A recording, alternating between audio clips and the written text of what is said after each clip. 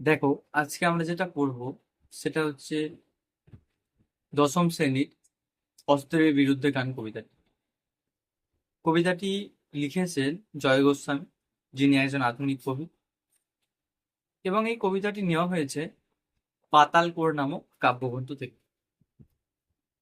কবিতাটিতে কবি বলতে চেয়েছেন কি না, দেখো একটা ব্যাপার, কবিতাটার নাম দেওয়া আছে অস্ত্রের বিরুদ্ধে গান, অর্থাৎ কবি এখানে অস্ত্রের বিরুদ্ধে অর্থাৎ শান্তির পক্ষে। কবিতাটিতে বলা হয়েছে যে হিংসার ছেড়ে শান্তির পথ গ্রহণ করতে।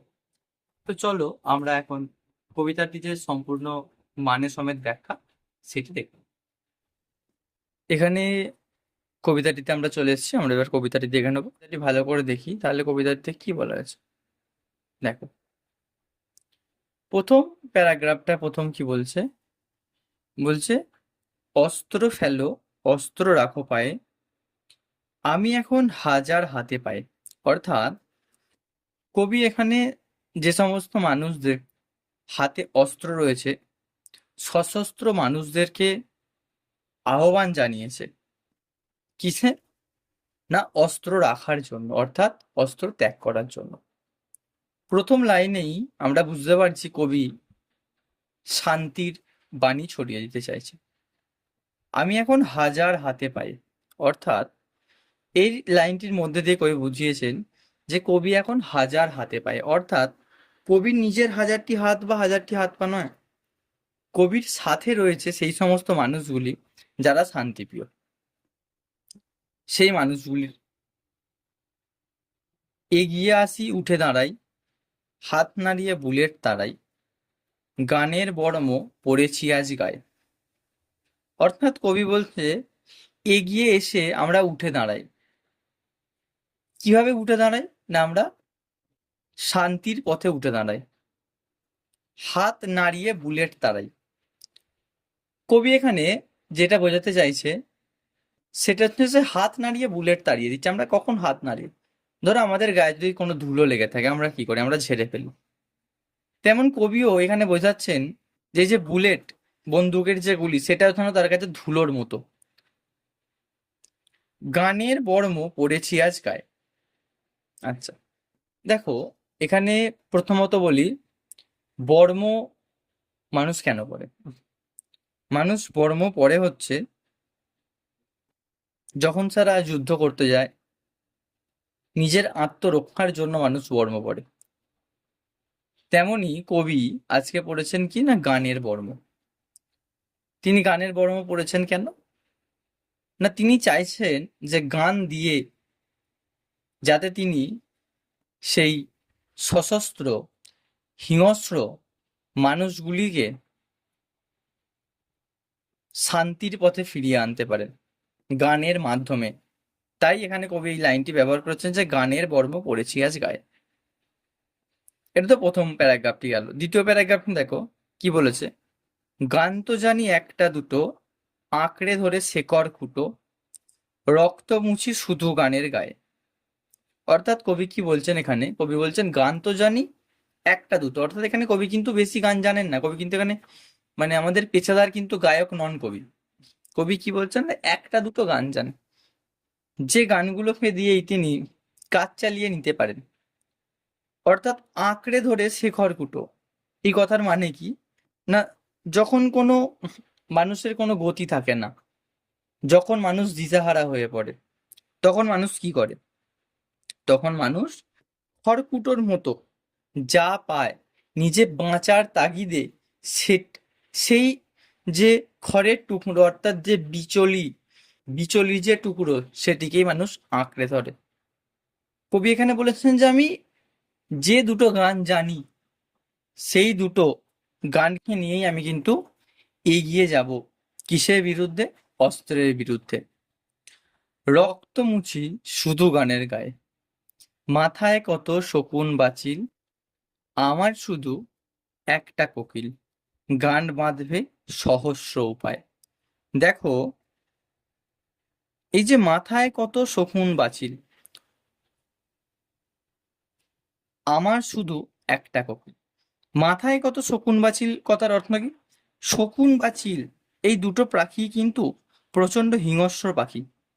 এটা কি করে না, এটা কাঁচা মাংসকে ছিঁড়ে খায়। আর কোকিল, কোকিল আমরা জানি কোকিল কি করে না, কোকিল গান গায়, কোকিলের সুন্দর কণ্ঠ আছে, যে কণ্ঠ আমরা বসন্তে শুধুমাত্র শুনতে পাই। সেটাই কবি বলছেন যে মাথার মধ্যে অর্থাৎ আমাদের চারপাশে শকুন চিলের মতো যে সমস্ত হিংস্র মানুষেরা গড়ে উঠেছে, হিংসা বেড়ে চলেছে, সেইটাকে কবিতা নিজের যে দু একটা গান রয়েছে সেই দু একটা গানের মাধ্যমেই কিন্তু কবি বলছেন কি না, ওই হিংসার সঙ্গে তিনি মোকাবিলা করবেন। গান বাঁধবে সহস্র উপায়ে, অর্থাৎ শান্তির বাণী কবি ছড়িয়ে দেবেন। ওই যে দুটো গান, ওই যে কয়েকটা গান, এখানে দেখো, এখানে গান বলতে কিন্তু আমরা আরো একটা কথা বলতে পারি। আমরা গান বলতে কবির উপায়, উপায় মানে কি, কবির যে পদ্ধতিগুলো, কবি হয়তো ওই শান্তির বাণী ছড়াবার জন্য দু চারটা হয়তো পদ্ধতি তার জানা আছে, সে হয়তো চাইছে সেই পদ্ধতিগুলোকে দিয়েই ভালোবাসার মাধ্যমে মানুষকে হিংসা থেকে মুক্ত করতে। লাস্ট প্যারাগ্রাফ দেখো, রাখো অস্ত ফেলো পায়ে, বর্ম খুলে দেখো আদুর গায়ে, গান দাঁড়ালো ঋষি বালো। কবি মানুষের কাছে আহ্বান করেছে, কোন মানুষের কাছে না, যারা হিংসায় পরিপূর্ণ তাদের কাছে। মানুষ কাছে কি আহ্বান জানাচ্ছে, বলছে তোমরা অস্ত্র রাখো, অস্ত্র ফেলো, পায়ে ফেলে দাও অস্ত্র, অর্থাৎ তোমরা অস্ত্রকে ত্যাগ করো। বর্ম খুলে দেখো আদুর গায়ে, বর্ম অর্থাৎ যে মানুষদের মনে হিংসা রয়েছে, তারা সশস্ত্র, তারা যুদ্ধরত, তারা বর্ম পরে রয়েছে, যাতে নিজের গায়ে কোনো আঘাত না লাগে। সে অপরের গায়ে আঘাত হানবে, কিন্তু নিজের গায়ে যাতে কোনো আঘাত না লাগে সেই জন্য সে কিন্তু বর্ম পরে আছে।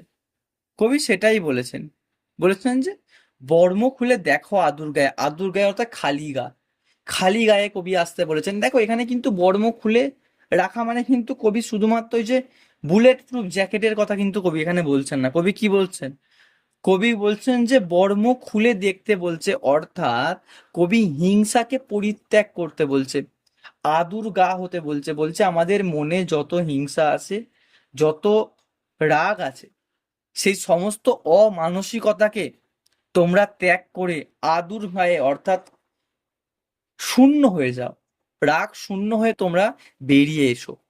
গান দাঁড়ালো ঋষি বালক, তোমরা তাহলে দেখবে যে গান তোমাদের কাছে ঋষি বালক অর্থাৎ দেবতার পুত্রের মতো লাগবে। গান কি করে দাঁড়াবে না, গান দাঁড়ানো বলতে তোমরা একটা জিনিস এখানে বুঝতে পারো, যে কবি বলতে চাইছেন গান অর্থাৎ শান্তি, তোমাদের কাছে শান্তি দেবতার পুত্রের মতো এসে দাঁড়াবে। মাথায় গোঁজা ময়ূর পালক, তোমায় নিয়ে বেড়াবে গান নদীতে দেশ গায়ে। অর্থাৎ মাথায় গোঁজা ময়ূর পালক, দেবদূতের মতো যে আসবে দেবতার পুত্রের মতো, তার মাথায় গোঁজা থাকবে কি ময়ূরের পালক। আমরা জানি কার মাথায় ময়ূর পালক আছে না, ভগবান শ্রীকৃষ্ণের মাথায় কিন্তু ময়ূর পালক গোঁজা আছে। এখানে কবি বলতে চাইছেন কি শ্রীকৃষ্ণ, তারও কিন্তু একটি বাঁশি ছিল, সে কিন্তু এই বাঁশির টানে সমস্ত গোপীকে, সমস্ত মানুষজনকে কিন্তু তার প্রেমে পাগল করে তুলেছিল। সেটাই কবি বলছে, যে হয়তো দেখা গেল ভগবান শ্রীকৃষ্ণের মতো, ভগবান শ্রীকৃষ্ণ কিন্তু শান্তিপ্রিয় মানুষ ছিলেন, তিনি ধর্মের পক্ষে ছিলেন, অধর্মের বিপক্ষে ছিলেন। এখানেও কবি কিন্তু সেটি বোঝাতে চাইছেন যে তোমরা ধর্মের পক্ষে এসো, তোমরা শান্তির পক্ষে এসো, অধর্মের পক্ষে তোমরা যেও না। গান তোমাদেরকে নিয়ে কিন্তু সমস্ত জায়গা ঘুরবে, অর্থাৎ তোমাদের সারা জীবনে, তোমাদের জীবনে কিন্তু গান অর্থাৎ শান্তি বিরাজমান হবে। অস্ত্র ফেলো, অস্ত্র রাখো গানের দুটি পায়ে, অর্থাৎ অস্ত্র তোমরা পরিত্যাগ করো, হিংসাকে বর্জন করো, অস্ত্রকে গানের পায়ে অর্থাৎ শান্তির পায়ে, শান্তির পথে তোমরা এসো। এবং এই যে অস্ত্রকে, এই অস্ত্রকে তোমরা শান্তি তার চরণে সঁপে দাও, অর্থাৎ নিজেদের জীবনকে তোমরা শান্ত এবং মধুর করে ফেলো, হিংসা মারামারিকে ত্যাগ করো। সমস্ত কবিতাটি আমি ব্যাখ্যা করে তোমাদের পড়ালাম, বোঝালাম। তোমরা কতটা বুঝতে পারলে আমায় কমেন্টের মাধ্যমে জানিও।